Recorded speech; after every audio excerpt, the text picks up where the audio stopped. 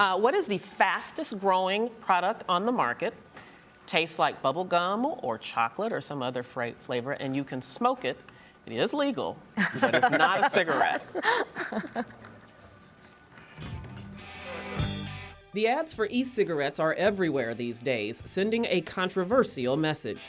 You know what the most amazing thing about this cigarette is? It isn't one. A smokeless alternative to cigarettes, makers of the e-cigarette boast that their product eliminates secondhand smoke. There's no tar, no ash, and they claim no health consequences. The brands are especially popular with smokers who are trying to kick the habit. It tastes like chewing tobacco almost. I mean, it doesn't taste like a cigarette. I think it could be a revolutionary tool in terms of from a public health perspective. But the FDA has raised questions because there is so little research on the effects of e-cigarettes. This is how the electronic process works. Liquid nicotine in a cartridge is heated up and turned into a vapor. Some of the brands use a form of glycol as part of the process. Glycol can be found in antifreeze. You just should not inhale something into your lungs until it is proven to be safe, so that we can first of all understand what consumers are inhaling when they use these products, what the impact on health is. Sales of e-cigarettes are through the roof. One brand sales were up 600% in the last quarter of 2012. Here to talk about this phenomenon is Dr. Jonathon Whiteson, who is the director of the Cardiac and Pulmonary Wellness and Rehabilitation Program at the NYU Langone Medical Center's rusk Institute right here in New York. Thank you so much, Dr. Whiteson, for being here with us. Okay, so we have examples of these e-cigarettes, and as it was explained in the story that we just ran, actually what's happening is you're vaporizing nicotine. Is this really safe? If a cigarette is not safe, how is this safe? We know for sure that cigarette smoking is not safe. We have years and years of evidence proving the diseases that cigarettes cause. We have very little data about e-cigarettes. We just don't know. Are they safer than normal cigarettes? Well, we know they don't contain a lot of the chemicals and carcinogens that cigarettes contain, but in their own right, we just don't know. We don't know what they contain. And so then, do you think that, because we don't know, that these should be regulated, that the FDA should step in and impose some restrictions, regulations on them? This is a nicotine delivery system, and we know that nicotine is an addictive chemical. To date, because the manufacturers of these e-cigarettes have not marketed them as tobacco products, the FDA is not able to regulate them. I feel that they should be regulated. It's the only way we're going to get a chance to study them, to understand what's in them, and no one needs to be concerned if they are safe, as the companies who manufacture them say. Well, then let's study them, let's understand the contents, let's prove it. But haven't there been some studies, because these companies do point to studies that show they're quote-unquote safe. So are you aware of those studies? Were they adequate?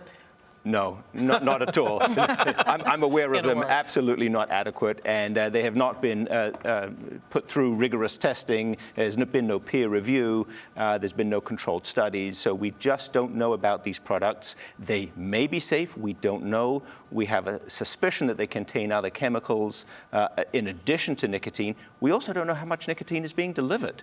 So we need to know a lot more about them. They need to be open to investigation. It certainly seems like the manufacturers of the e-cigs took a page out of the marketing playbook of the tobacco products, in that we see the celebrity endorsements, we see very slick ads, so on and so forth, which we used to see before tobacco products were no longer able to be advertised. That being said, is that the reason why we've seen just this huge spike, or is it because people were genuinely looking for other ways to kick the habit? E-cigarettes are not a way to kick the habit of smoking. There's no proof to suggest that they help in... But people think it is. Oh, people think they are, and it's all in the marketing. You're absolutely right. And when you see the tobacco industry start to buy out and start to produce their own e-cigarettes, it's time to worry, because we know what the tobacco industry has done. We know the disasters and the diseases that are caused by tobacco. And if you have an industry that's now supporting e-cigarettes, we have to wonder, what are they looking for? Are they just making their profit from selling e-cigarettes, or are they really looking to translate the e-cigarette smoker into a tobacco product user? And that's our concern. So are you saying, and I know that Rick wants to jump in here, but are you saying that this is sort of a gateway device, that perhaps smoking this could lead to cigarette smoking? It certainly could be. But yeah, my concern is, since the FDA obviously is not regulating this product, does the industry or the manufacturers required to disclose even the potential risk, the potential downside, the reality still of the effects of nicotine? No. So the one thing I think we need to clear up, nicotine in itself we don't consider it to be so much of a harmful product. We're happy to put people who are trying to quit smoking on nicotine replacement. But these nicotine replacement products, which are regulated and approved by the FDA, have been studied in rigorous testing, and we know just how much nicotine people are getting and how to taper down the nicotine. And the idea is to get people off nicotine. It's an addictive chemical. We don't need it in our system, but it is a way of helping people come off the cigarettes. Now, the e-cigarette companies are playing on that addiction quality and selling it as a product to be enjoyed for its side effects. They cannot state outright that it's a tobacco cessation product, but that's how it's being used. And the grassroots marketing does do exactly that. When you go into the bars and the clubs, people are distributing these e-cigarettes and suggesting that it's the way to quit smoking. Dr. Jonathon Whiteson, thank you very much for being here. Thank you very for the much. information.